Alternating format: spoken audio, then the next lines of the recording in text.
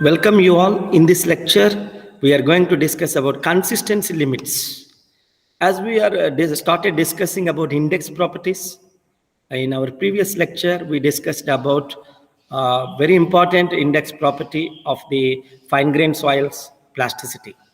So we are moving further in these discussions by discussing about consistency limits. These are also very important for fine-grained soils. Consistency limits are very important for fine-grained soils. As you know, you see fine-grained soil, especially a soil like clay soil, it changes its consistency from one form to other form.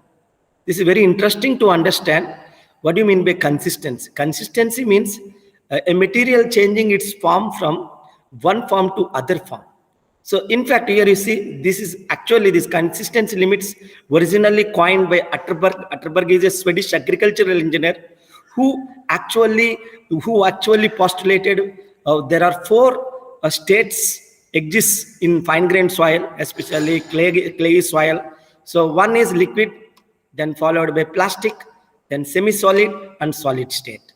So this I can try to tell you many times. Just you see, whenever you are chewing a candy, so you might be observed what's happening inside our mouth. So when you started chewing a candy, it is a solid. Once we apply saliva, so it keep on, you see what happened now, you are keep on adding water to candy. Now the candy changes its consistency from solid to semi-solid. Once you apply, keep on adding water, it becomes plastic and ultimately it becomes liquid. But don't ask me, once again, the candy will be solid. But if you see, it is a clay soil. If you start, it is a dry clay soil. If you add water, it changes its consistency from solid to semi-solid. If you add few more water, then semi-solid to plastic. If you add few more water, plastic to liquid. This is a very interesting phenomena. This could happen in a fine-grained soil like clay soil. The entire phenomena we can see in this picture. Very interesting picture. Where we can see these three consistency limits. Just now we discussed the three consistency limits. I would like to mention liquid limit, plastic limit, shrinkage limit. Here you see this is water content on x-axis, volume of soil on y-axis. Now here you see this is a picture, very interesting to see this picture. We have a rectangle and we have, you see this is a straight line. So now you see here we have some three thresholds here. One is liquid limit, plastic limit, shrinkage. Here you see when the water content of the soil changes from liquid to plastic, now it is liquid limit. So here you see when the water content in the soil, when it changes from plastic to semi-solid, then it is plastic limit. When you see when the water content at which the soil changes from semi-solid to solid state, then it is called shrinkage limit. But here you see whenever you see decreasing the water, so soil changes its consistency from one form to other, liquid to plastic, plastic to semi-solid, solid. But one thing is very interesting to understand here. Here you see volume is keep on decreasing once water content is keep on decreasing. But yet one particular water content, there is no reduction in volume. This rectangle is saying that if you go beyond, if you remove the water beyond shrinkage limit, there is no change in volume. There is no change in volume. That's what this rectangle is saying. I will show you once again. So here you see, this is the picture drawn by me for the benefit of all the students. Here you see, this is water content on x-axis, volume of the soil. Here you see VL, volume of the soil corresponding to liquid limit. VP, volume of the soil corresponding to plastic limit. VS, volume of the soil corresponding to shrinkage. But here we are seeing rectangle. If you remove the water less than shrinkage limit, there is no change in volume. There is no, here you see it is going to be constant.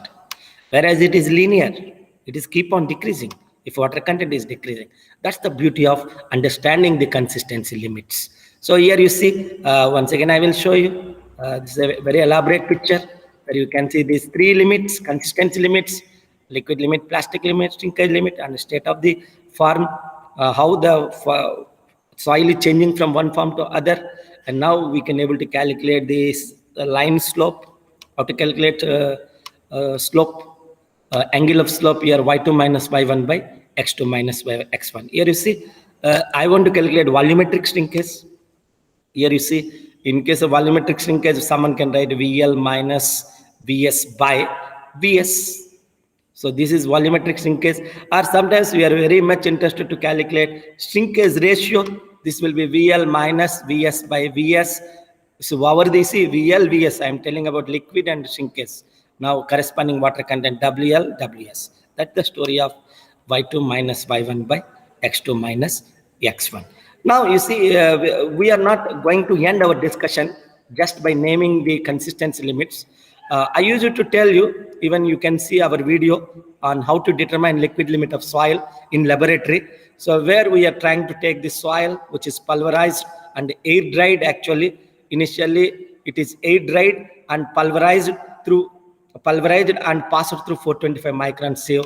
Now, what we are doing in liquid limit test, this was actually we are following Cassegrain cup, where we are adding water to soil. We used to take the soil of quantity 120 grams. Then after adding water, it became paste now. Now fill the cup with the paste and cut the groove. After cutting groove, we have to apply the number of blows. So then this groove come in contact for a distance of 12 mm. Sometimes people write 13 mm, but in fact it's half inch. So 12.5 mm like that. Now you see, you keep on in the next trial, we'll add water more than what we have added in the earlier trial. So now in this trial also again you will apply the number of blows, cut the groove and apply the number of blows, then your groove is come in contact for 12 mm distance. So repeat the procedure for at least 4 trials and try to have a data about number of blows and corresponding water contents. Now you draw the plot. Here I will show you. Here you see, we have the plot. This is the flow line. Now water content, it is an arithmetic scale. Number of blows, which is on logarithmic scale. Now we can able to calculate the slope of this flow line. Now this slope of the flow line is Y2 minus Y1 by X2 minus X1. In fact, it is a downward trend. As the water content is increasing, number of blows are decreasing. That's why we are writing W1 minus W2 by log 10 N2 by N1, not N1 by N2. If you are interested to write N1 by N2, we have to write minus.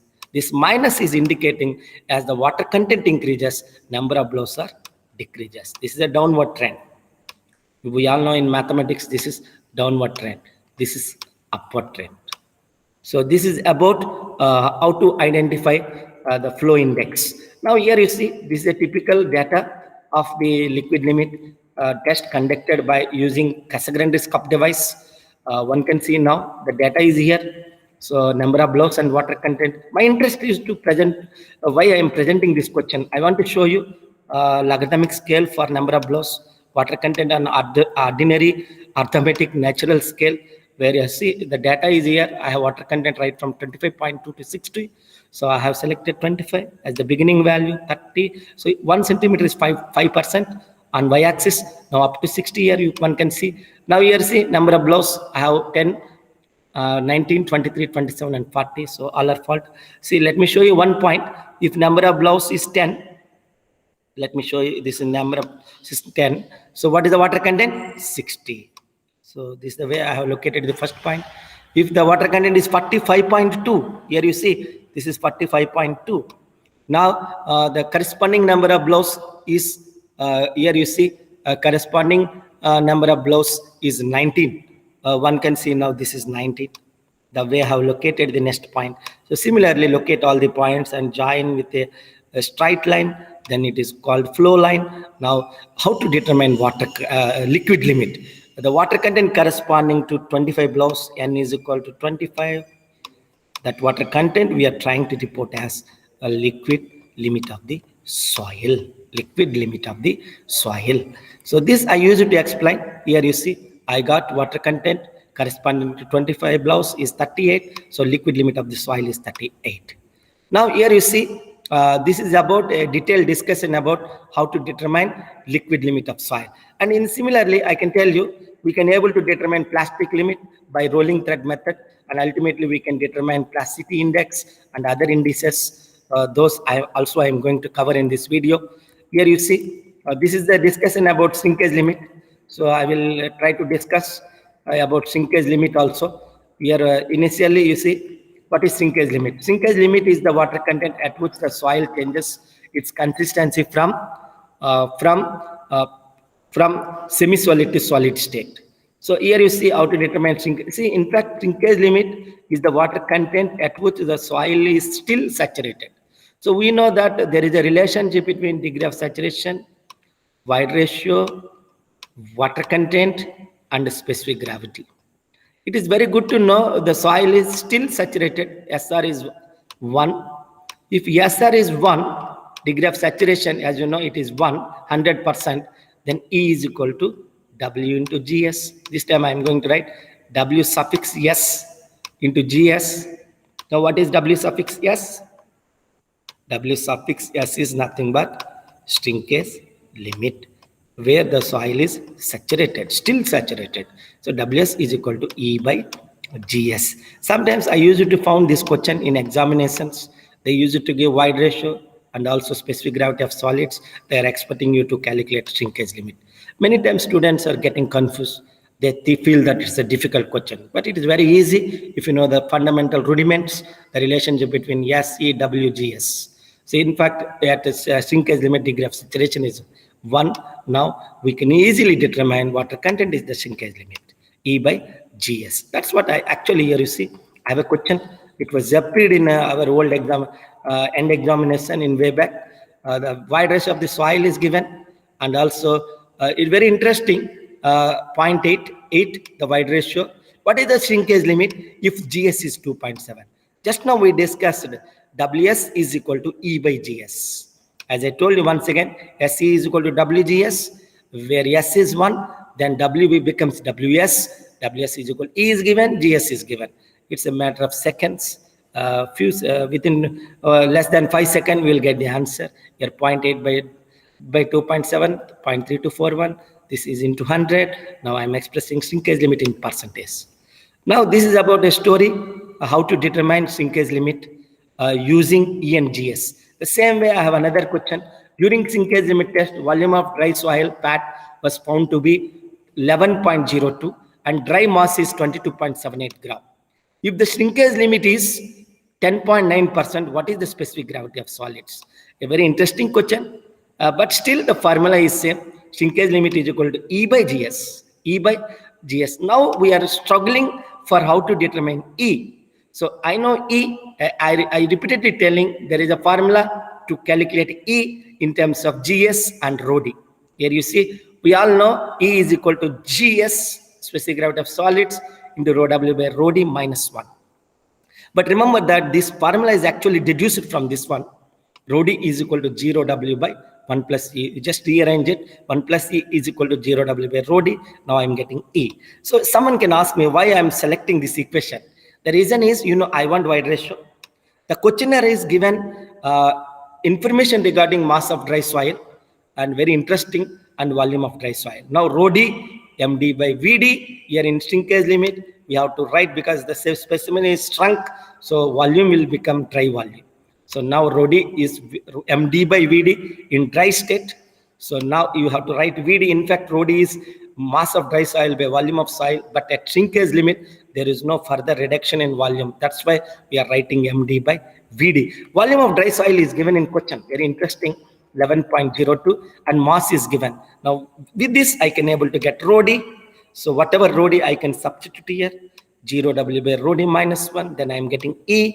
The trick in the question is this one, how to determine void ratio. Don't afraid, you will get this answer by knowing this equation, simple equation. Rho D is equal to 0 W by 1. In fact, I used to tell you rho is G plus SC, rho W by 1 plus E. If SR is I can tell you 0, then rho D will become 0 W by 1 plus E. This is the story we all know. Now shrinkage limit is given 10.9, but I am writing 0.109, writing in decimals. E, it is with me, 0.48 GS minus 1, because I don't know GS. I have to determine GS. So 0.48 GS minus 1 by GS.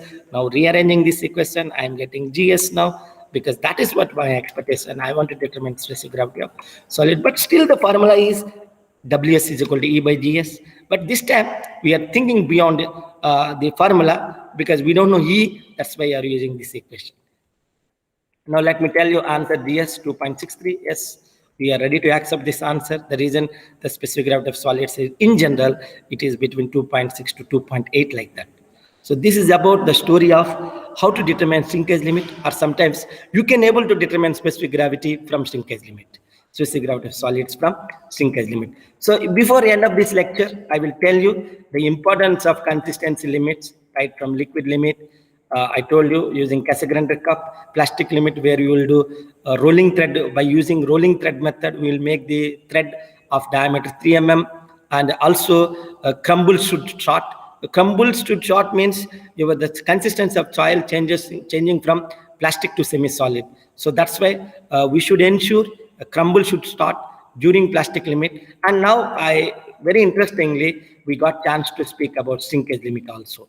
Now, with this knowledge, I am trying to conclude the lecture about consistency limits, what we discussed: liquid limit, plastic limit, shrinkage limit, and their uses. Now, you see, this is very interesting. What is the use of liquid limit? See, a soil having more liquid limit, it is more compressible. It is good to know. If a soil having more liquid limit, it has more tendency of settlement. So liquid limit is an indicator of compressibility of soil. In fact, I use it to tell plasticity index. This is one index property. Plasticity index is equal to liquid limit minus plastic limit of soil. Liquid limit minus plastic limit of soil.